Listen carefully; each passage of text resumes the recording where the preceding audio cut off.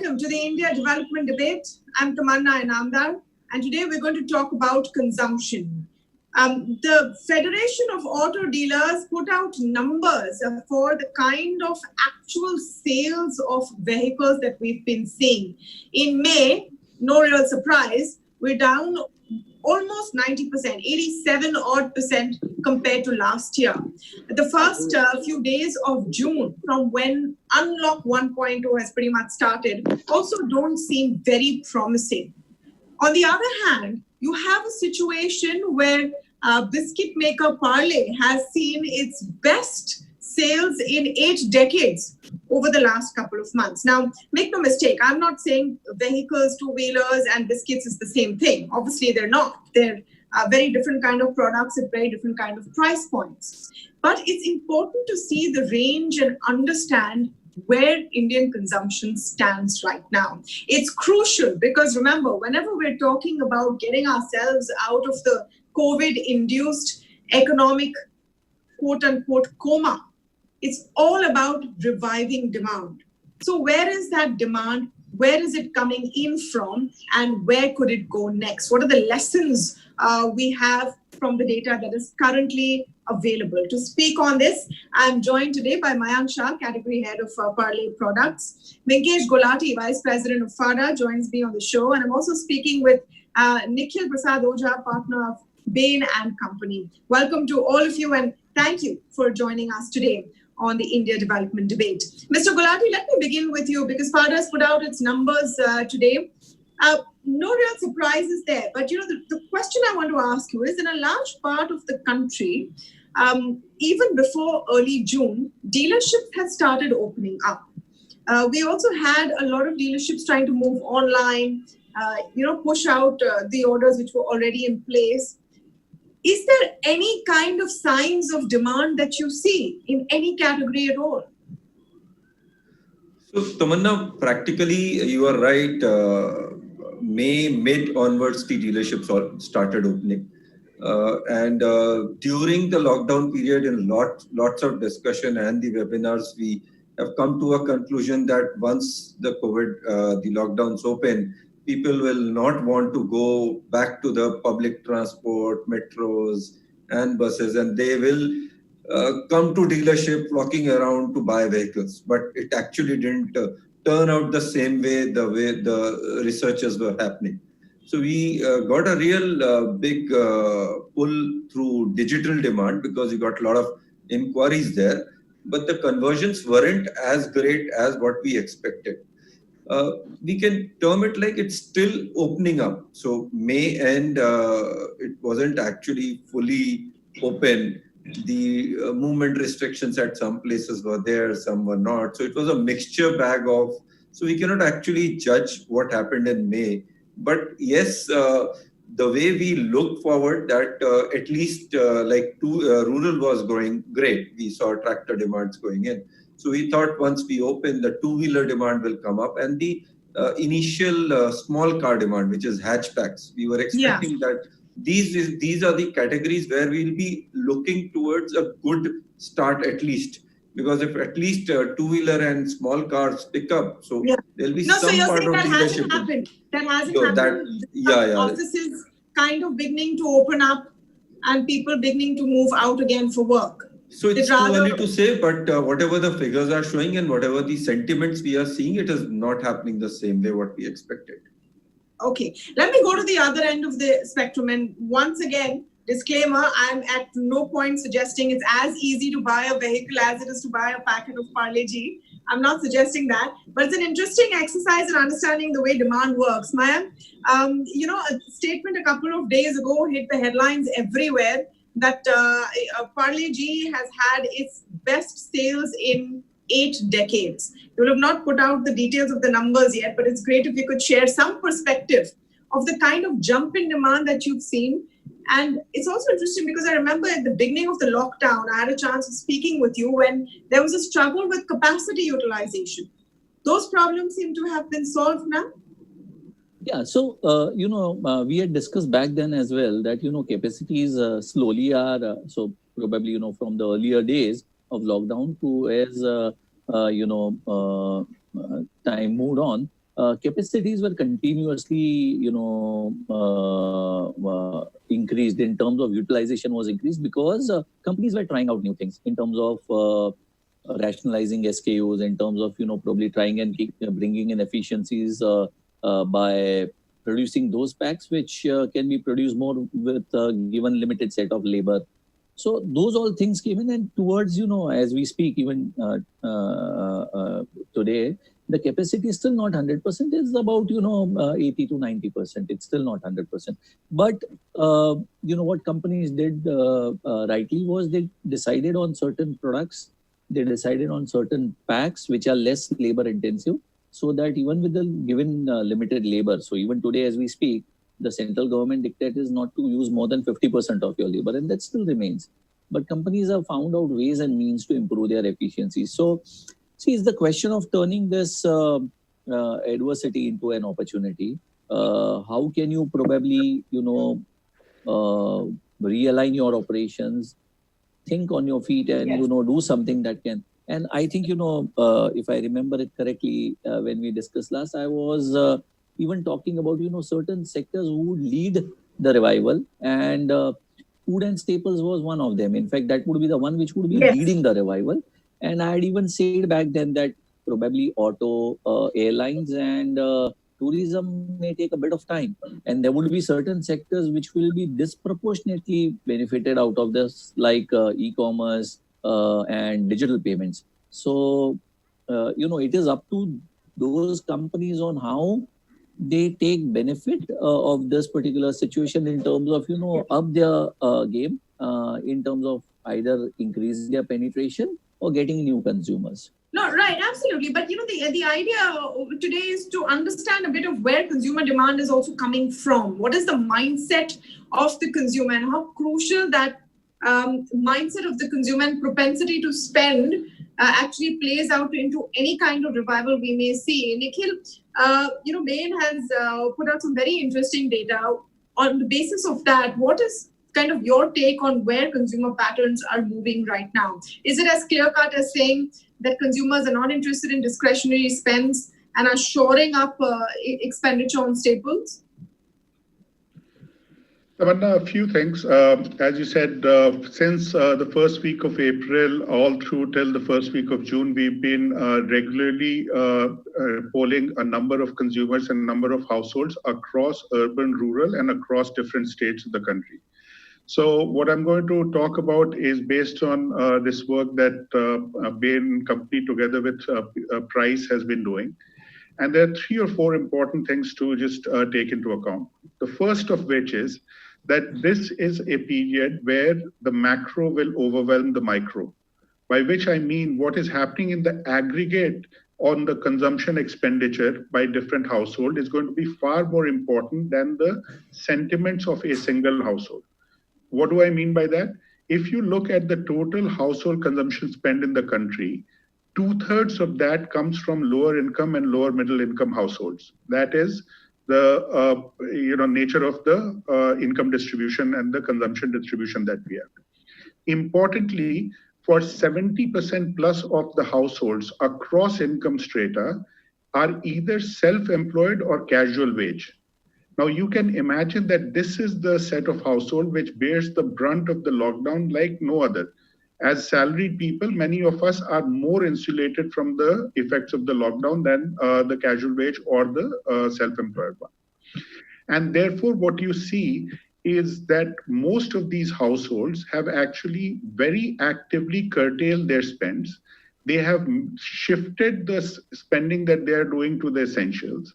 And importantly, when they come out of this lockdown, their first job is going to be to refill their savings, which means that, as Mayank was saying, for some industries which are more discretionary, the path back to normalcy is going to be less steep and longer than may have been thought about. But we can talk more in detail, especially about how this. Yeah. No, I also want to understand where is the pent-up demand. Now, through all the conversations that we've been having towards the end of April, large part of May, especially before June hit, and we knew that a lockdown could be ending, the conversations was about pent-up demand coming back. And we've seen examples of that around the world to some extent, where suddenly there was a huge demand for goods as people got an opportunity to exit their homes.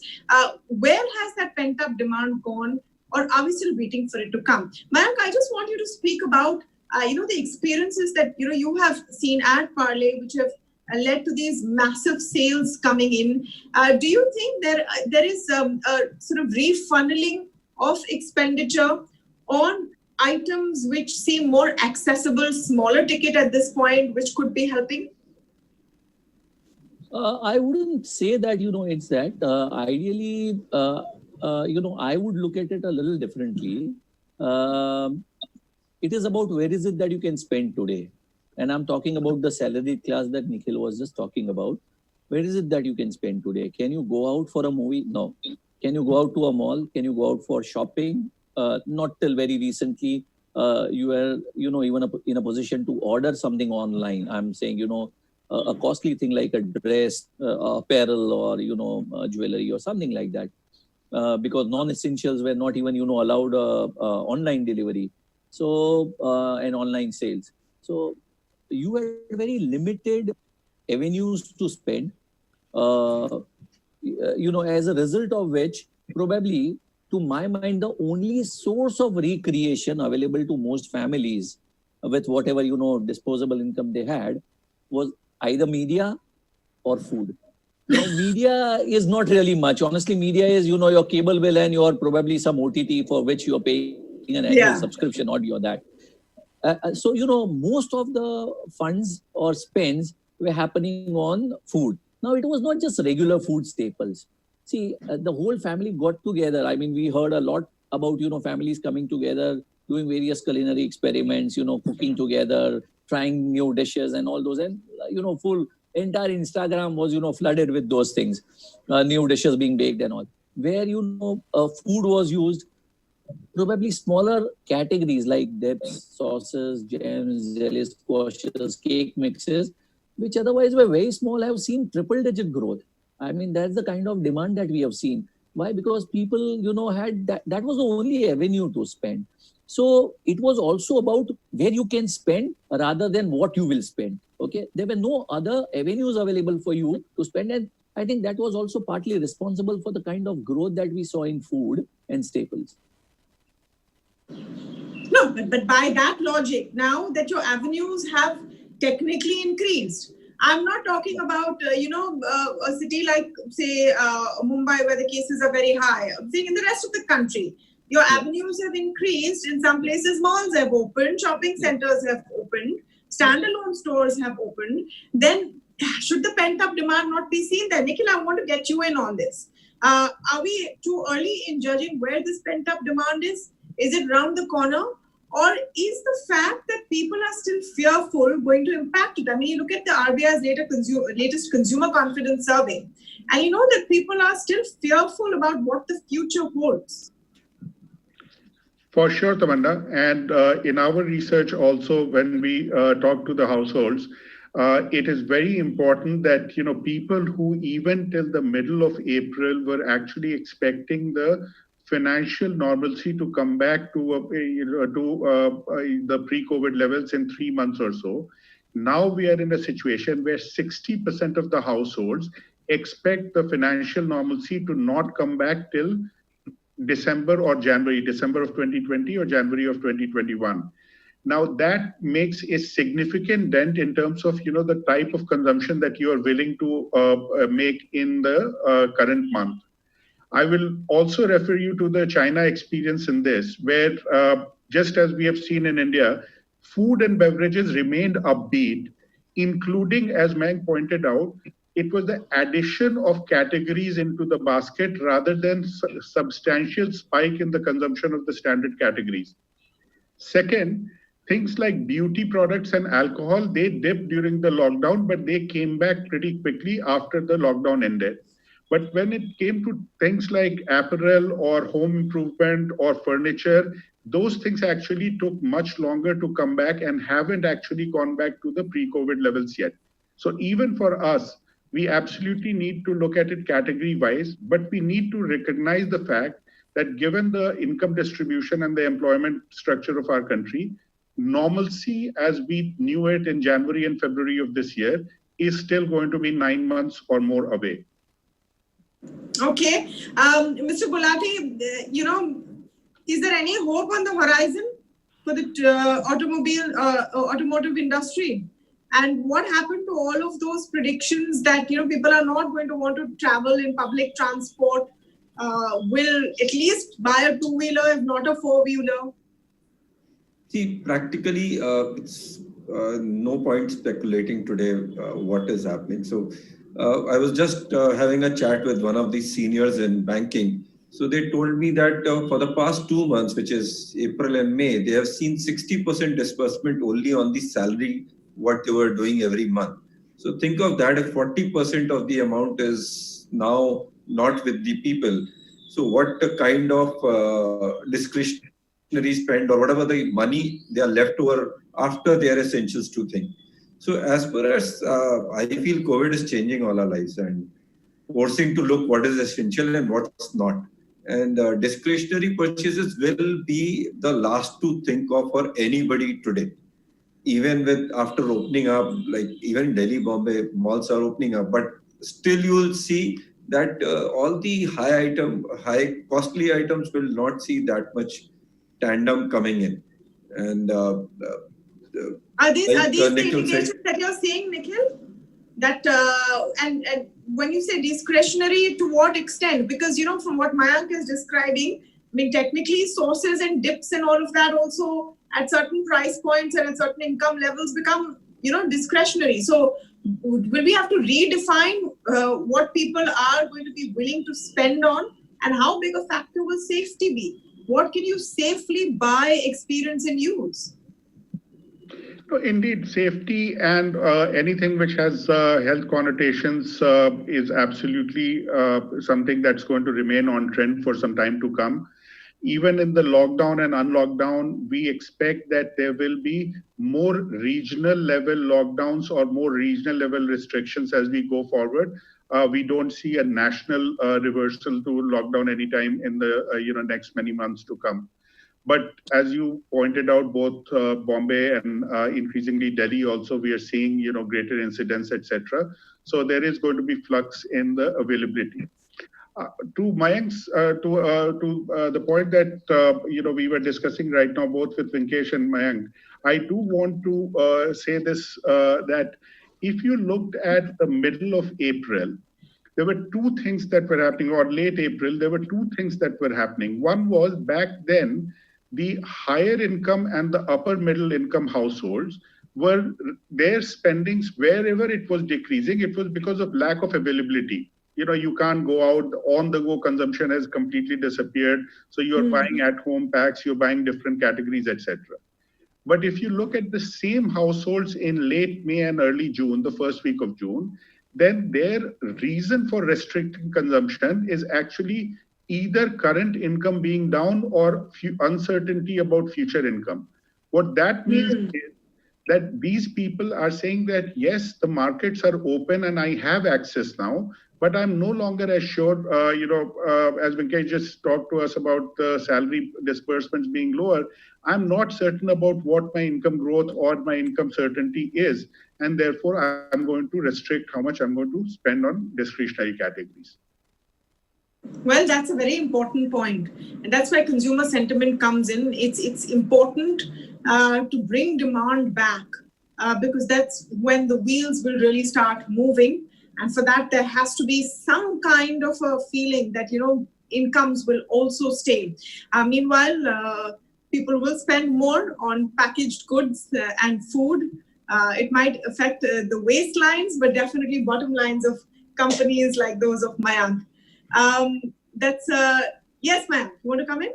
Just wanted to make one point. We are discussing internally and with, a few other marketeers. Basically a marketeer, so would like to share. See, it's the way we look at, this condition and carve out opportunities. So to both Mr. Ojha and Mr. Gulati, not that, I'm an expert of an auto industry, but I would like to believe and I would like to, think this way that Imagine of, a family who was supposed to spend, a good amount, who would have saved a good amount for the wedding of their son or daughter, and now with the restriction of not having more than 50 people, what is he going to spend that amount on? Probably buy some gold, more gold than what he would have thought, or probably automobile, mostly a car or a bike. So I think, there can be opportunities, or they would have to be carved out. I think, it's the way we look at it and how we position ourselves that would probably also help us to find out avenues where we can go ahead and, pitch our products. I mean, that's a very humble, submission. I don't know how right I am or how wrong I am. Not an expert of auto or, jewelry and gold, but I would like to believe that, there can be ways and means or avenues where probably we can pitch in our product or our offering, and, there would be probably takers, would be, it's an alternate that you are providing them compared to a lavish wedding where they would have spent on, food and decoration and probably lawns and those kind of things for 500 to 1,000 people. Now you're just calling 50. Yeah. And thanks for reassuring what we already are working on. We know that today this pandemic-stricken customer mood will change. Let the malls open, let people move out, meet their friends, relationship, and then see by natural virtue of ambition and demand, we are a big country. Things will come back, but obviously, yes, it will take some time. So it has also given us time to find out how, find out opportunity and reduce costs, and you have worked great. So find out more ways how can we survive less and survive better and reduce the cost of vehicles so that customers like it. So thanks for reassuring that. Absolutely. Well, on that positive note, I want to thank everyone for joining in, and we'll have to wait and see how it goes. If we can find ways to improve demand and actually come up with solutions that people need, there may be a silver lining after all. Yeah. Thanks, Tamanna. Thank you. Thank you, Tamanna.